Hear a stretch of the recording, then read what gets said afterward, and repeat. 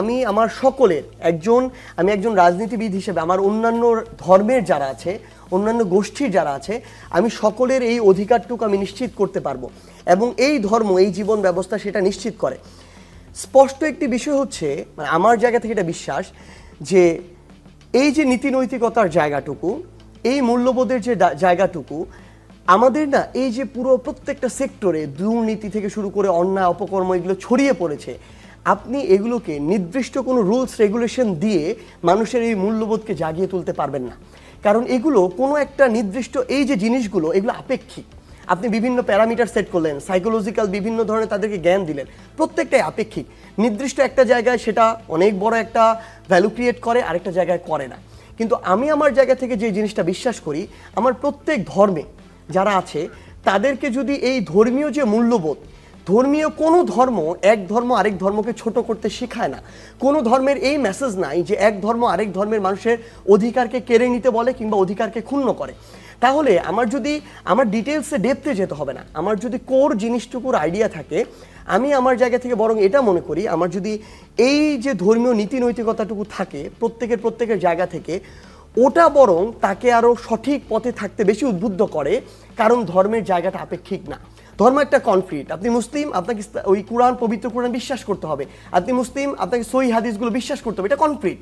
So এই জায়গাটাতে যদি আপনি বিশ্বাসী হয়ে উঠতে পারবেন, তাহলে একটাই প্রশ্ন, ধর্ম যদি মনে করেন যে আপনাকে সঠিক পথ দেখায়, সবার অধিকার নিশ্চিত করে, বরং এটা আপনাকে আরো ভালো জায়গায় রাখবে। বুঝেছি। তার মানে সেই জায়গা থেকে আমি আমার জায়গা থেকে বরং মনে করি যে আমি আমার জায়গা থেকে ধর্মের প্রতি আমার ওই রেসপেক্ট অবশ্যই থাকবে একজন ব্যক্তি হিসাবে, এবং আমি সেটা মেনে চলার চেষ্টা করব।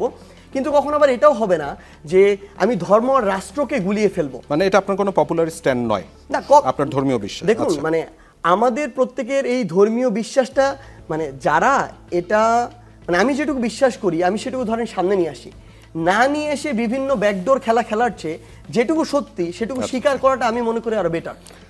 জামাতের আমির একটি কথা বলছিলেন যে রমজান মাসে দিনের বেলা হোটেল রেস্টুরেন্ট বন্ধ সহ সব অশ্লীলতা বন্ধে কার্যকর ব্যবস্থা নেওয়ার তিনি একটা আহ্বান জানিয়েছেন। আজকে দেখছিলাম লক্ষ্মীপুরে হোটেলে খাওয়া দাওয়া করছে, কান ধরে উঠবস করানো হলো। জামাত আমিরের এই বক্তব্যকে আপনি কিভাবে দেখেন? না, প্রথম কথা হচ্ছে তিনি এক্স্যাক্ট এই বক্তব্য তার আমি সরাসরি এ পর্যন্ত শুনি নাই, কিন্তু যদি আপনার এটাই হয়, আমি আজকের ঘটনাটা দেখেছি, যেটা লক্ষ্মীপুরে যে ঘটনাটার কথা বললেন, এটার প্রেক্ষিতে যদি বলি, একটু আগে যেটা আমি বলছিলাম, আমাদের জায়গা থেকে ধর্ম আর রাষ্ট্রকে এক করে ফেললে হবে না। আমি আমার জায়গা থেকে মনে করেন একজন মুসলিম হিসাবে আমার এই রোজাটা করা ফরজ এবং এটা থেকে বিরত থাকা শ্রেয়। কিন্তু দেশের একজন নাগরিক, সে মুসলিম, ধরুন জন্মসূত্রে মুসলিম, বা সে ইসলাম ধর্মের, সে তো এটা বিশ্বাস নাও করতে পারে। সো অনেক অন্যান্য ধর্মের আছে, শিশু আছে, নারী আছে, শেষ করি, এবং অন্যান্য ধর্মেরও যারা আছে তার সাথে তো এটা যায় না। সো আমি কোনোদিন আমার জায়গা থেকে, সে ইসলাম ধর্মেরই হোক, একজন মুসলিমই হোক, অন্য জনকে তো বলতেই পারবো না, আমি মুসলিমও কাউকে আমি আমার জায়গা থেকে এটা এইভাবে বাধ্য করতে পারি না। কারণ কি, রাষ্ট্রকে না সবাইকে আঁকড়ে রাখতে হয়, সবাইকে ধারণ করতে হয়। ধর্মের জিনিসটা ভিন্ন। আবার আরেকটা গুরুত্বপূর্ণ পয়েন্ট হচ্ছে, ধর্ম কোনো চাপিয়ে দেওয়ার বিষয় না যে আমি একজনকে বাধ্য করব, বরং এতে হিতে আরো বিপরীত হতে পারে। আমরা আলোচনার প্রায় শেষে চলে আসলাম। আপনাদের রাজনৈতিক দল নিয়ে একটু আলোচনা করতে যাচ্ছিলাম। আপনারা বলছেন যে আপনারা মধ্যপন্থার রাজনীতিতে বিশ্বাস করেন। তো আমি থিওরিটিক্যালি আসলে তারা অনেকটা মধ্যপন্থা, কিন্তু সেন্টার অফ দ্য লেফট অথবা সেন্টার অফ দ্য রাইট। তা আমি এই ব্যাপারে একজন রাজনৈতিক বিশ্লেষকের সাথে কথা বলেছিলাম, প্রফেসর মাহবুবুল্লাহ। তিনি বলছেন যে মধ্যপন্থা আসলে হচ্ছে সুবিধাপন্থা। আপনারা মধ্যপন্থা রাজনীতি বলতে কি বোঝাতে যাচ্ছেন? মানে সবচেয়ে গুরুত্বপূর্ণ যেটা বিষয়, বাংলাদেশে আসলে আমরা এতদিন ধরে যেটা দেখেছি, মানে বাম ডানের একটা বায়নারি ক্রিয়েট করা হয়েছে এবং একটা বিভক্তি সৃষ্টি করা হয়েছে। আমরা আমাদের জায়গা থেকে যেটা মনে করি, মানে ফার রাইট ফার লেফট বা যেটাই বলি না কেন, ডান বাম, দুইটার কোনোটাই এই মুহূর্তে বাংলাদেশের পরিপ্রেক্ষিতে উপযুক্ত নয়।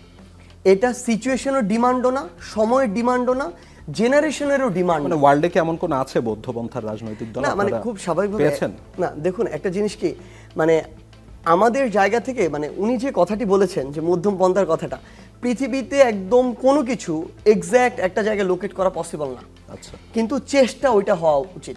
আমরা আমাদের জায়গা থেকে আমাদের চেষ্টা থাকবে মধ্যমপন্থী হওয়ার, যেন আমরা কোনো ভাগে আমাদের জায়গা থেকে বিভক্ত হয়ে না পড়ি। এবং আরেকটা গুরুত্বপূর্ণ বিষয় হচ্ছে, এই বিভক্তিটা দিন শেষে কিন্তু জাতি হিসেবে আমাদের জন্য ভালো না, এবং এই বিভক্তিটা আমাদের দেশকে আন্তর্জাতিকভাবে যে পরাশক্তিগুলো আছে তাদের কাছে কিন্তু আমাদের যে দর কষাকষির যে জায়গাটা, এই জায়গাটাকে ছোট করে দেয়, আমাদেরকে নিয়ে চক্রান্ত করতে সহযোগিতা করে এবং আমাদের যে অবস্থানটা, এই অবস্থানটাকে যতটুকু আমাদের প্রাপ্য সেটা থেকে বঞ্চিত করে।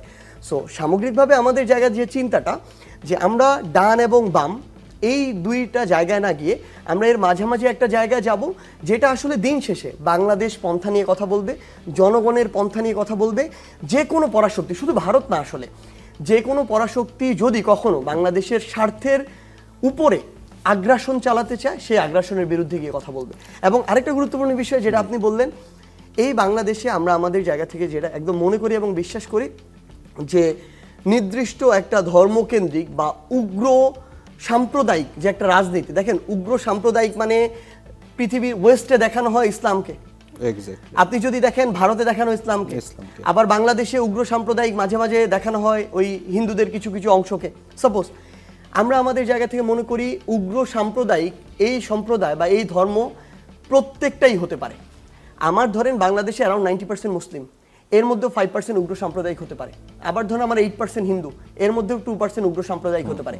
সো যে কোনো উগ্র সাম্প্রদায়িকতার বিরুদ্ধে সবসময় আমাদের অবস্থান থাকবে। শেষ একটা ব্যাপার জানতে চাচ্ছিলাম, আপনার রিপাবলিক বলবার পরে মানুষজনের বেশ লেখাপড়া করতে হচ্ছে যে সেকেন্ড রিপাবলিকটা কি। বিএনপির একজন স্থায়ী কমিটির সদস্যকে আমি বলতে শুনলাম, তিনি বলছেন যে এখন নতুন দল এসেছে, আপনারা সাবধানে থাকবেন। আমি কিন্তু তাদের স্লোগান বুঝি না, সেকেন্ড রিপাবলিকের কথা বলছেন সেটা তিনি বুঝেন না। এবং যেটি আর কি বলছিলাম যে গণপরিষদ নির্বাচন, সেটি মানে ওইটা নিয়ে আমার যে প্রশ্নটি, যে সংবিধানের উপরেই তো এই সরকার শপথ নিল, 7 মাস পরে কেন আপনাদের কাছে মনে হচ্ছে যে গণপরিষদ নির্বাচনটা প্রয়োজনীয়, এবং গণপরিষদ নির্বাচন জাতীয় নির্বাচন দুটো কি একসাথে করে মানে ডিসেম্বরে কি সম্ভব? কারণ নির্বাচন কমিশন ডিসেম্বরেই করতে যাচ্ছে, তারা সেই দিকে আগাচ্ছে। প্রথম কথা হচ্ছে এটা আমাদের সীমাবদ্ধতা, নির্দ্বিধায় স্বীকার করি। সবচেয়ে ভালো হতো 5ই আগস্টে যদি একটা বিপ্লবী সরকার গঠন করতাম, এটা আমরা পারি নাই। দ্বিতীয়ত আমরা চেয়েছিলাম একটা জাতীয় সরকার করতে। পারেননি কেন? কারা কারা বিরোধিতা করে? না, খুব স্বাভাবিকভাবে অন্যান্য যারা রাজনৈতিক দল ছিল তারা, আমরা আসলে এই যে এখন বলে বিএনপি জামাত তারাও আছে, সবার সাথে কথা বলা হয়েছে। এই যে অন্তর্বর্তীকালীন সরকারের কথা যে বলে যে ছাত্রদের সরকার, এমন কোনো ক্রিয়াশীল রাজনৈতিক দল আমাদের সাথে অ্যাক্টিভ যারা ছিল আন্দোলনে, এমন কেউ ছিল না যার সাথে কথা হয়নি। আমাদের বিএনপির ভারপ্রাপ্ত চেয়ারম্যানের সাথে কথা হয়েছে, সুশীল সমাজ বলেন, বুদ্ধিজীবী সমাজ বলেন, সবার সাথে কথা হয়েছে। অন্তর্বর্তীকালীন একটা সরকার হয়েছে, বিপ্লবী সরকার।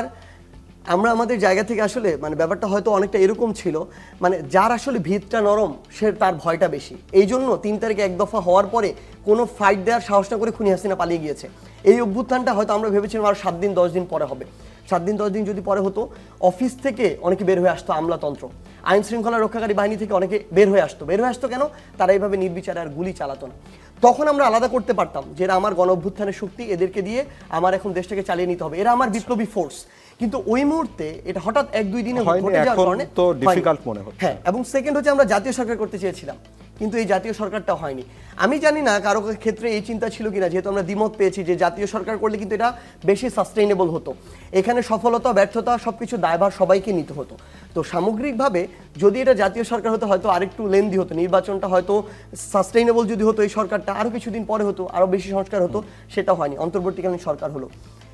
এই যে আমাদের অন্তর্বর্তীকালীন এই যে সরকারটা হয়েছে, আমরা আমাদের জায়গা থেকে যেটি মনে করি, নির্বাচনটা দেওয়ার চিন্তা করা হচ্ছে অন্তর্বর্তীকালীন সরকারের পক্ষ থেকে। আমরা আমাদের জায়গা থেকে নতুন রাজনৈতিক দল তৈরি করেছে, আত্মপ্রকাশ ঘটেছে।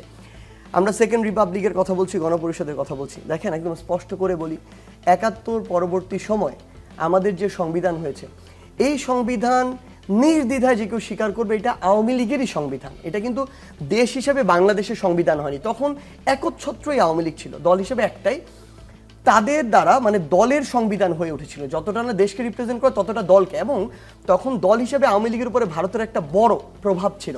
সো আমার যে স্বকীয়তা এটা কিন্তু ওইখানে উঠে আসেনি, সেটা বুঝেছি। মানে আমি সময়টা বুঝতে যাচ্ছিলাম যে দুটো কি সম্ভব নাকি। আরেকটা জিনিস, হ্যাঁ, আর এটা আসলে মানুষের কাছে না এই দুইটার কনসেপ্টটা অনেকের কাছে ক্লিয়ার না। ওই যে আপনি যেটা বললেন, অনেক রাজনীতিবিদ বলছে যে তারা এটা বুঝছে না। আরেকটা জিনিস হচ্ছে, এই যে এত বছরগুলো ধরে, অর্ধ শতাব্দী ধরে অন্যায় অপকর্ম হয়েছে, এই সংবিধানের আইন ধারা এগুলোর আরো কি আমরা এগুলোকে রোধ করতে পেরেছি? পারি নাই, কিন্তু হয়ে গিয়েছে ফাঁক ফোকর দিয়ে বিভিন্নভাবে। আবার দেখেন এই অভ্যুত্থানের যে স্পিরিট, যদি দিন শেষে আসলে আমার এই সংবিধানটা কার্যকরী হতো এই অভ্যুত্থান কোনদিন আসতো না। সো এসেছে নিশ্চয়ই ওখানে কোনো গলদ আছে। তো সেখান থেকে আমাদের নতুন একটা চাওয়া আছে, এই চাওয়াগুলোর আলোকে আমরা বিশ্বাস করি নতুন একটা সংবিধান প্রয়োজন। এখন প্রশ্ন হতে পারে সংশোধনী হতে পারে, ভাই সংশোধনী তো 17টা হয়েছে, এখন পর্যন্ত বিন্দুমাত্র কোনো পরিবর্তন এসেছে? ক্ষমতায় যারা এসেছে তারা তাদের মতো করে সংশোধনী দিয়েছে।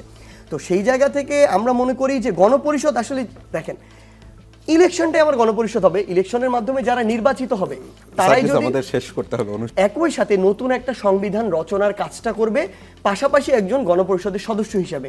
যদি এই দুইটাই একসাথে হয় তাহলে আমরা সবচেয়ে গুরুত্বপূর্ণ বিষয় যেটা, আমরা গণপরিষদটাও পাচ্ছি, সময়ের ডিমান্ড, জেনারেশনের ডিমান্ড অনুযায়ী নতুন একটা সংবিধানও পাচ্ছি, এবং সবচেয়ে গুরুত্বপূর্ণ বিষয় যেটা, সেটা আমাদের জায়গা থেকে যে এই মুহূর্তে বাংলাদেশের যে একটা ডিমান্ড আছে এই ডিমান্ডটা পূরণ হচ্ছে, অভ্যুত্থানের স্পিরিটটা যে কাঙ্ক্ষিত চাওয়াটা সেটা পূরণ হচ্ছে।